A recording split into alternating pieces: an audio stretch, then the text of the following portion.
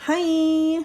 All right, everybody, let's talk about Lewis structures, resonance structures, and formal charge today. So, part one of this activity is going to be talking about something called VSEPR, which is basically what you've already learned about molecular structure. I just haven't introduced this actual name to you yet.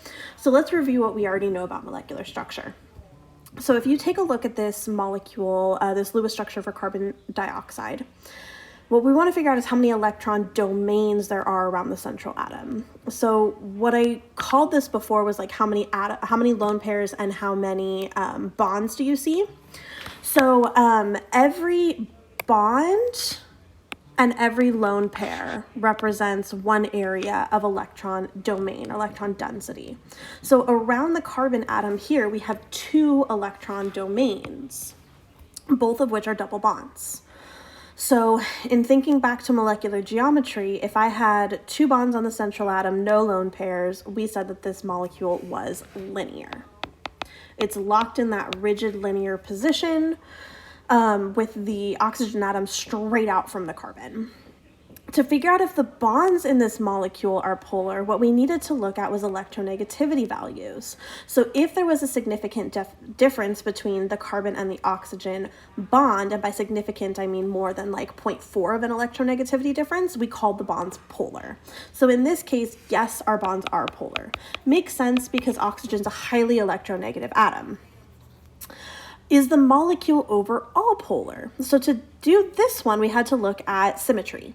So in this case, this molecule is perfectly symmetric. It's the exact same thing on every single side, which means our electrons are not being pulled in any one direction. So yes, this molecule cannot be polar because it's perfectly symmetric. The electrons are being pulled equally and oppositely in the molecule.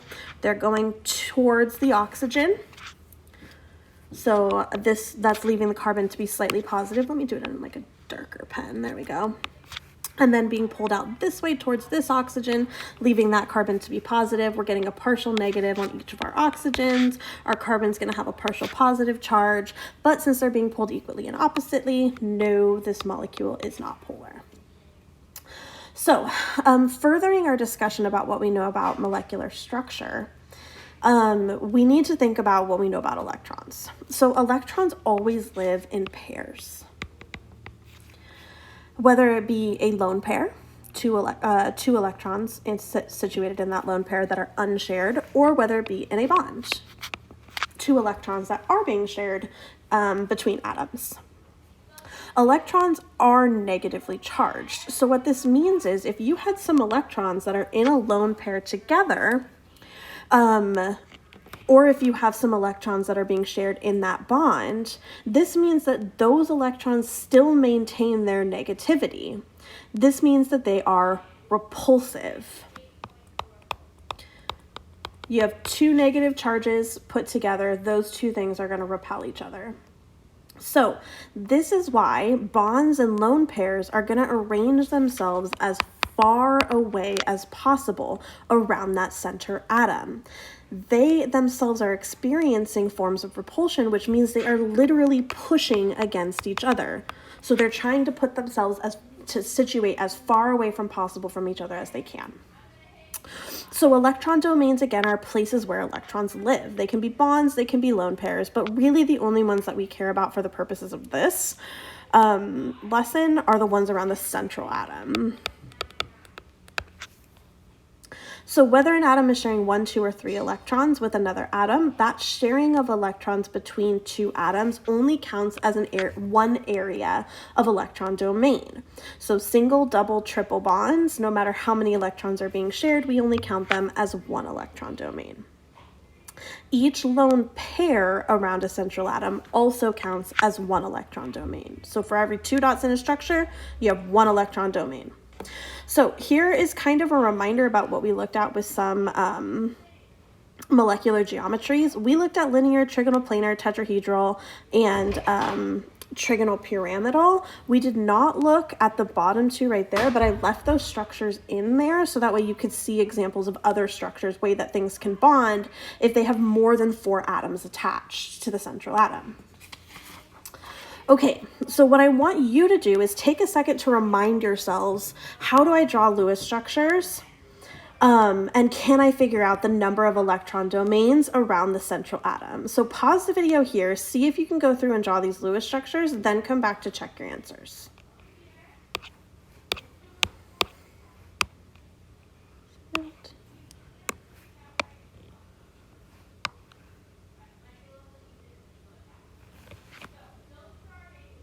Okay.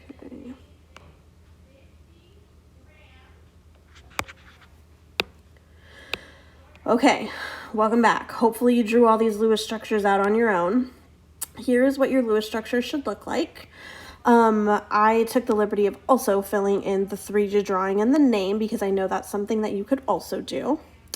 But I want to go back to this idea of the electron domains. So for each of these, it probably wasn't too hard for you to come up with the number of the electron domains, but there's one thing that I want us to add into each of these. So we're going to consider the electron domains as bonding or non-bonding areas. So in the first one, around that sulfur atom, we have 4 areas of electron domain. 2 are bonding,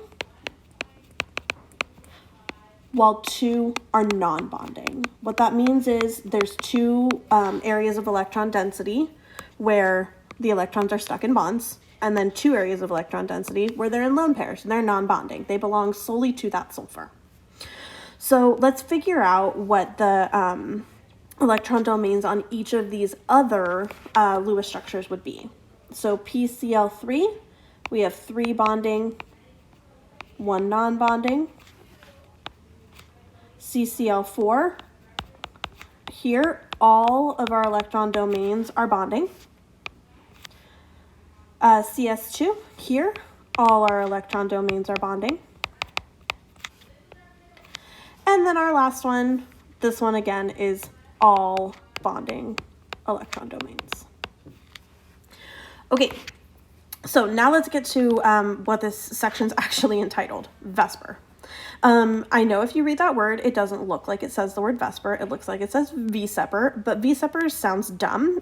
So I think the chemistry community has collectively agreed to call it VSEPR because it makes way more sense. Sounds a lot nicer. So what is VSEPR? VSEPR stands for valence shell electron pair repulsion theory. So we use this to predict the shapes of molecules, and it's based on the idea that electrons around a central atom, because they are negatively charged, are going to repel each other. So electron domains are areas of high electron density, so you got your bonds or you got your lone pairs. And basically all that VSEPR means is your electron bonding domains and your electron non-bonding domains need to be positioned as far apart as possible in 3-dimensional space so we can minimize that electron repulsion. So if you take a look at the 5 main shapes that we're familiar with here, it gives you angles at which those atoms are positioned away from each other, so that way it minimizes the amount of repulsion that these atoms feel.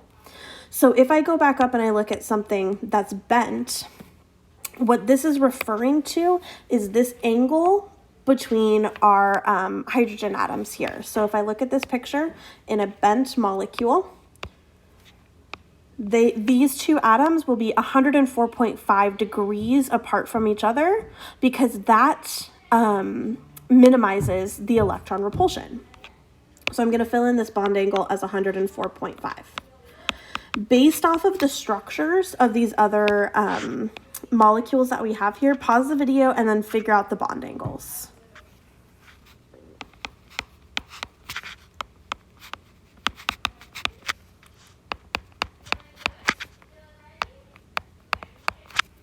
All right, welcome back, people. So hopefully you figured out bond angles here. I'm just going to draw in like little pink dashes to show what angles we are talking about here. All right, so basically for VSEPR, you just need to memorize the table. Like, only way to get around it. If you know that a shape is this, or if you know that a structure is this shape, you should just memorize that the bond angle is this value. So have this table memorized. It's going to be the easiest way to answer any sort of VSEPR questions. Okay, so I would like you to try and pause the video and answer number 5 now. Number 5 is kind of just getting you to dig in a little bit more to this idea of VSEPR and how molecules are oriented. Once you've finished answering these questions, you can check in with the answer key and see if that makes sense to you. If not, come ask me some questions. All right, moving on. Now we're going to talk about resonance. So, what is resonance? Basically, resonance refers to the fact that a structure could be positioned in a couple of different ways. Atoms could be bonded in a different pattern. Maybe a double bond is in one place versus another place. But as long as the Lewis structure is valid, which we'll kind of talk about what that means, a molecule doesn't have to be oriented in one specific way. So, first thing we want to talk about to get into this section is something called bond order. So we use bond order to describe the measure of multiplicity of a covalent bond between two atoms. Okay, what does that mean? Simply put, bond order is the number of chemical bonds between a pair of atoms. So here, instead of thinking about it as areas of electron domain where single, double, and triple bonds all counted as one, you count your bonds individually. So thinking about a fluorine molecule, you would have, wait a second, why is that Lewis structure weird? Uh-oh, I don't know why that should look like that. Just caught that. Between an F and an F atom in a fluorine molecule, there's one single bond, so its bond order is 1. For oxygen, you have a double bond, bond order 2, nitrogen, triple bond, bond order 3. So whatever the number of bonds is between those atoms, that's how you calculate bond order for just molecules with 2 atoms in it. So let's take a look at another example. Take a second to try and draw the structure for the nitrate ion, NO3 1-. Okay, so hopefully you pause the video and you figured out one way to draw the nitrate ion. If you drew your nitrate ion similarly to this, awesome. But if yours looks slightly different from mine, what could potentially have led to that difference? What might be different between ours? Maybe it's where you placed your double bond. If you decided to place your double bond on a different oxygen, which one of us is right? Well, obviously it's me because I'm the teacher. Psych, just kidding. This gets into that idea of resonance. There's more than one valid way to draw a Lewis structure. However, if your structure looks like this with your one double bonded oxygen and 2 single bonded oxygens, and you left it like this and called it good, you're not actually done. Remember that this is an ion, which means you had to add in an extra electron before you drew your structure. So how do you represent that? You draw a little bracket to tell whoever is looking at your structure that it has a -1 charge. So you may typically see these actually represented like this in like full brackets around the structure. That's totally fine. That's actually how things are traditionally represented. I always drew it with just that like little box up in the top just because it saved us some space, but either one technically is correct. You're basically saying you're putting brackets around the ion. Okay, so I drew mine like this. You could have drawn yours in a couple ways with 2 other places for your nitrate ion. So let's say instead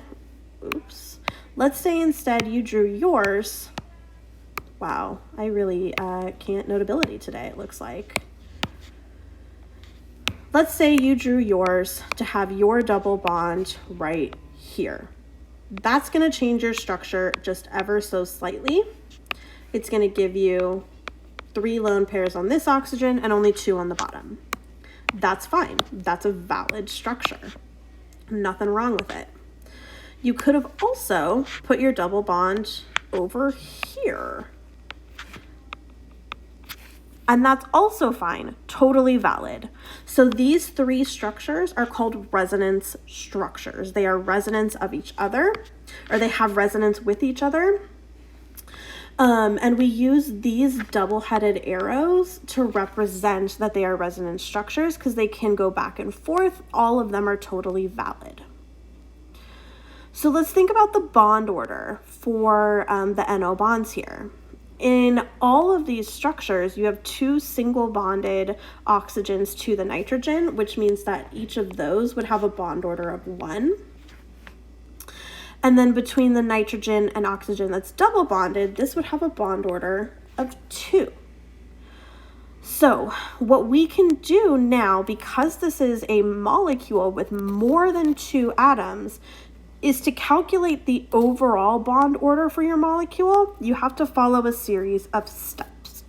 So, first step, number 1, draw Lewis structure. If you are asked to determine bond order, you gotta draw a Lewis structure. Check, done, crushing it, did it, yes. Okay, number 2, second step, count total number of bonds. So in each of these structures, there are 4 bonds that are being held to the nitrogen. While the double bond is, yes, a double bond, we call it one thing. Remember, it counts as 2 in terms of its overall bond order. So we're going to call that 4. Total number of bonds, there are 4 things being bonded to the nitrogen. Okay, number 3. Count number of bond groups. So now this is where you account for the fact that one of those bonds is a double bond. So the number of bond groups here is 3. 1 double bond, 2 singles. Last step, number 4. Divide number 2 by number 3. So what you're doing here is you're taking the total number of bonds and dividing it by your number of bond groups. So when I do that, I do 4 divided by 3, which gives me a bond order of 1.33. It might feel a little weird to you to have this as a decimal value, but that's fine. So here's one thing that we should know. Molecules with resonance, meaning they experience resonance, you can draw them in many ways, can have non-integer bond orders. So that means decimals or fractions. That's totally fine. So recap quickly, draw your Lewis structures, count your total number of bonds, count your bond groups, divide the 2 when you're determining bond order for a molecule. If your structure could experience resonance, you want to try and draw all possible Lewis structures that are valid, so that way you can say, hey, it could look like this, or it could look like this, or maybe it could look like this, a couple of different ways, okay? So pause the video right here, and I want you to try the question in the next box. You're going to try and draw resonance structures for HCO2-, figure out the bond order for the HC bonds, for the CO bonds, and then I want you to find the bond order for the molecule as a whole as well, and then check in with the answer key. Okay. Now last question about this topic. Let's say you have something like carbonic acid, H2CO3. Carbonic acid is critically important for ocean acidification. It's responsible for ocean acidification. So which of the following are true based on this structure? All bonds are the same length, all CO bonds are the same length, all OH bonds are the same length, or none of the above are true. So if you think about the types of bonds that are present, you got single doubles in this structure, or you could potentially have triples somewhere. As your bond number increases, so you go from single to double to triple, those bond lengths actually become shorter. Triple bonds hold your atoms together a lot more closely because in a triple bond, you're sharing so many electrons. So those atoms are being pulled really, really closely together because they have higher amounts of sharing. Something like a single bond, you're only sharing 2 electrons between your atoms there. So they have a little bit more wiggle room. They're not as rigid. They're a little bit longer. So if we take a look at this structure here, we have two types of bonds. We have singles and we have doubles. And then we have single bonds between C and O, and then a double bond between C and O. So if we're looking at these bonds right here, they are not the same. They are not equivalent. So what we have to think about is, could this structure have resonance? So if this structure had resonance, perhaps we could take this and put it right down here, leaving this oxygen to have another lone pair, and this oxygen would get rid of its lone pair as it took that lone pair and shared it into a bond. Or perhaps we could have gone the other way. Maybe now this oxygen will share an electron into the bond, kicking up those electrons to go onto this oxygen. Would this be equivalent? So the carbon in any way always has 4 bonds attached to it. I'm just moving my electrons around. Nothing's going on with those hydrogens there. So this structure could potentially have resonance. So why does this matter? It matters when you're thinking about bond lengths. So immediately, if you're just looking at this structure without considering any resonance to it, you would see, oh, this thing's got a double bond and it's got 2 single bonds between these atoms. So this bond must be shorter because it's double. But that's not actually true. So here's one thing that we need to know about resonance. If you have a resonance structure, let's see, if a structure has resonance, all same atom bonds, so I'm talking like CO to CO here, are the same length.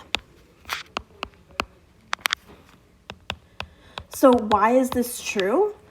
Because in a resonance structure, I could be flip-flopping where my bond is going. My molecules are in constant motion, so it could be that my double bond is changing positions. So we can't account for anything about the CO bonds being a different length. OH bonds here, there's nothing funky about these. These two are just simple, straight up OH bonds being held together by a single bond. Nothing's going to change about those. So those things must be the same length. So if we go back through and look at them, all bonds are the same length. Okay, so now we got to consider, would there be a difference in bond length between CO and OH? To think about those, we have to think a little bit about polarity. So OH bond, super duper polar. Oxygen's a highly electronegative atom. Hydrogen does not care, which is good at making this an acid, right? Because we have 2 spots for acidic hydrogens that could pop up. Words. So this is a pretty polar bond. CO is also a polar bond. So if we're trying to consider the lengths of the bonds there, both of these are single, which means that they could be about the same length. Both of these are polar, which makes them makes it a pretty good chance that they're all about the same length. So I would go with A right there. Okay, so now we have to decide, we have all these resonance structures, but what makes them valid? Like, can atoms just be bonded in like any particular fashion? Can anything just experience a double bond if it needs to? And the answer is no. So Lewis structures are just suggestions for how atoms are connected to each other, but they can't just like be pulled out of thin air. There has to still be some like pattern for how they're going to be connected, because atoms are particular. They behave in like certain ways. They behave according to certain laws. And so how do we decide if a structure is good or a structure that is valid enough? We use something called formal charge.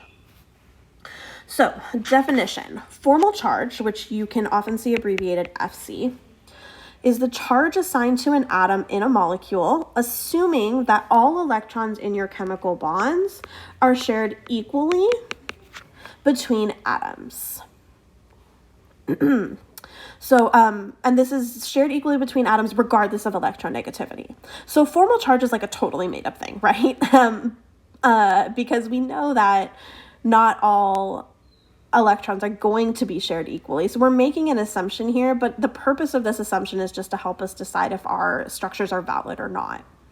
So the best Lewis structure is the one in which your formal charge is minimized, closest to zero. And there are some atoms that are better at holding charge than others. So for instance, something that's electronegative is better at holding formal charge because it likes to have areas of electron density on it, right? So here's your formula, your equation to find formal charge. What this says is formal charge is equal to your number of valence electrons for an atom minus, in parentheses, your non-bonding electrons plus 1/2 of your bonding electrons. Okay, why is that a thing? So what we're really talking about here in formal charge is how many electrons should an atom have versus how many does it actually have in the structure that we drew. So let's take a look at our nitrate ion again. Formal charge is a property of an atom, so we have to consider each of these atoms. These two oxygens are equivalent currently. They have a single bond to a nitrogen and they each have 3 lone pairs. So I'm going to call these oxygen 1s. They're equivalent to each other. I'm going to give them the same title. The nitrogen is a nitrogen, so I'm just going to call that N. And then this oxygen up here is not equivalent to the others because it's got a double bond and 2 lone pairs. So I'm going to call this O2. And we're going to calculate the formal charge for each of these atoms. So I've got O1, O2, and N. Okay. So if we're thinking about this formula, I'm going to start with O1. How many valence electrons does oxygen have? It has 6, okay? Now I'm going to subtract out my non-bonding electrons. So these are my lone pairs. This has 1, 2, 3 sets of lone pairs, which means it's got 6 non-bonding electrons. And I'm going to add to it 1/2 times my bonding electrons. So it has 1 single bond that's attached to it, which means it's got 2 bonding electrons. So I'm going to take that and multiply it by 1/2. Why 1/2? Where is that number coming from? Well, think about what's actually happening in this chemical bond. In your covalent bond, you are sharing electrons. So 1 electron came from the nitrogen, 1 electron came from the oxygen, and they each contributed 1 to that bond so they could both be stable and happy with filled octets. So when we're multiplying it by 1/2, what we're really accounting for is that 1/2 of those electrons truly belong to oxygen. Okay, so when I do this, I end up with 6 minus 1/2 times 2 is 1, 6 plus 1 is 7, and then 6 minus 7 is going to get me a formal charge of -1. So I'm going to put that formal charge just right next to the oxygens right there. These are called equivalent oxygens, so they each have a formal charge of 1. Now let's do O2. Okay, so for O2, I have 6 valence electrons. That doesn't change. My non-bonding electrons, I now only have 4 of them, 2 lone pairs. And I have 4 electrons stuck in a bond. All right, so 6 minus, okay, so 1/2 times 4 is 2. 4 plus 2 is 6. So 6 minus 6 is going to get me a formal charge of 0. 0 is a pretty good number. 0 is a positive, not a positive number. It's both positive and negative. But I mean like good. 0 is a good number to get. You're trying to minimize charge here, right? Okay, now let's do nitrogen last. So nitrogen has 5 valence electrons. In this structure, it has 0 non-bonding electrons. And it has 8 electrons all stuck in bonds. So now I have 5 minus 1/2 times 8 is 4. So 5 minus 4 is +1. My formal charge on nitrogen is +1. So if you were to calculate formal charge for all three of the structures that we looked at on this previous page, they're all going to end up with the exact same formal charge, which means that all of those resonance structures are valid. All their formal charge is the exact same. So any one of those structures we call equivalent, and they're good to go. It could be possible that one of your resonance structures, though, if you bond things differently, ends up with different amounts of formal charge. So you have to decide which of them is minimized to get you closest to zero. So you kind of want to spread out your charge as well. You don't want one atom to be significantly charged while the others have a formal charge of 0 if it can't handle those electrons. So let's do an example. As we're going through this, what I want you to ask yourself is who has the least amount of non-zero charges in your structures? Who has the negative charges on the more electronegative elements? And do your individual formal charges add up to the total charge? This is the one that's only in case of ions, right? Like only if you have an ion should this one be true. Otherwise, your total charge should still add up to 0. It needs to be neutral. Okay, so I'm going to do the second practice problem with you, and I'm going to leave the first one for you to do because I want you to get some more practice drawing resonance structures. So let's take a look at this right here. We need to figure out the most reasonable Lewis structure based on formal charge. So we have to assign formal charge to all of the atoms in these 5 structures. So you could do it using the formula that I gave you before, but I'm going to show you one more quick trick that I actually learned when I was in high school that made formal charge a little easier for me rather than following the formula. But the formula works. If the formula works for you, use the formula. So it's still based off of the idea of should versus has. So I'm going to do this for each atom in this structure. If I take a look at oxygen, I know that oxygen should have 6 valence electrons.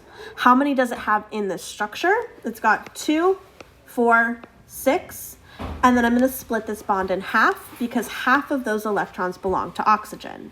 So it should have 6. It currently has 7. That means its formal charge is -1. Okay, now let's do this for nitrogen. Nitrogen should have 5. Currently it's got 1, 2, split each of these in half.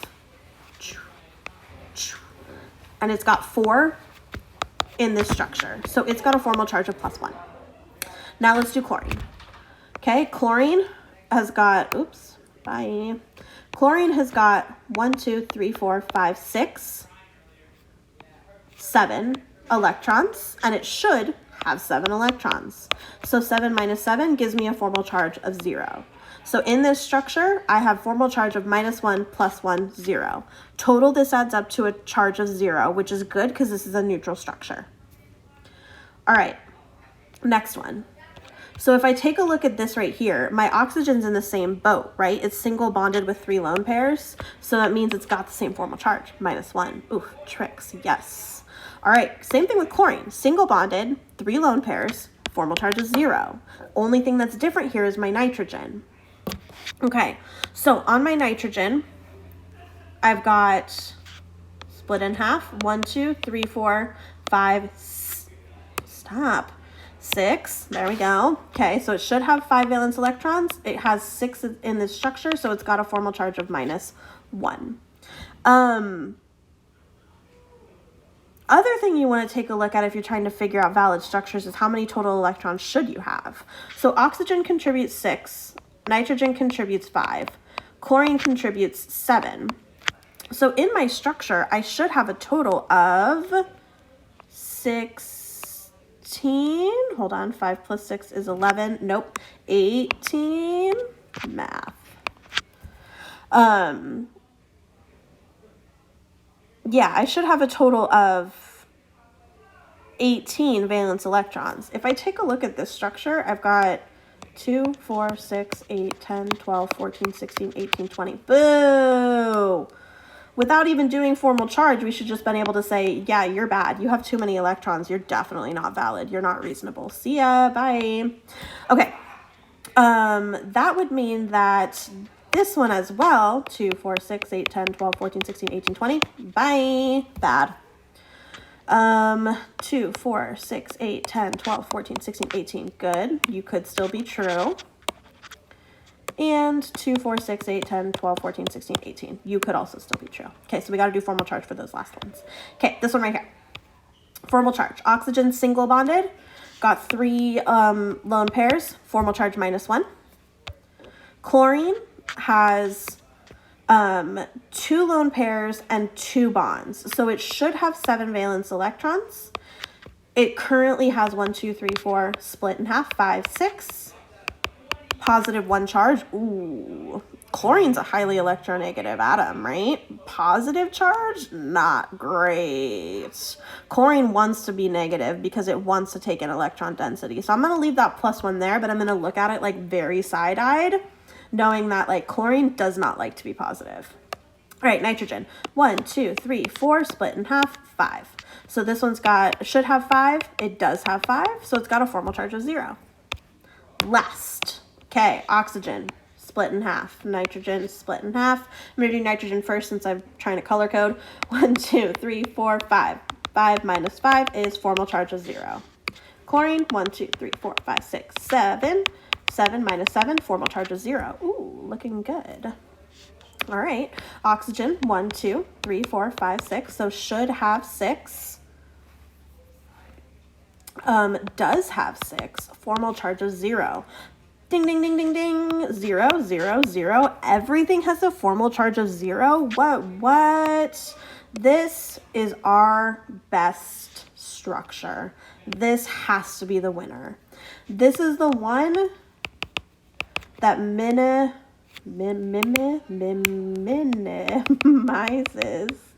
formal charge. So because this structure minimizes formal charge, it's got to be the one that we want to use. It's the best structure for us. These other two do not have all non-zero formal charges. So pro tips real quick. Obviously this one had 0, so we minimized our formal charge. Everything's got 0. It's our best structure. If you do need to have something that ends up with a formal charge, like I said, if you have a highly electronegative atom, that should be the one that wants to end up with a minus. So something like oxygen doesn't mind having a -1 formal charge because it likes having electron density. So that's just kind of something to keep in mind when you're going through and doing these structures. All right, do those last 2 practice problems, check in with the answer key, and then you are donezo. Yay!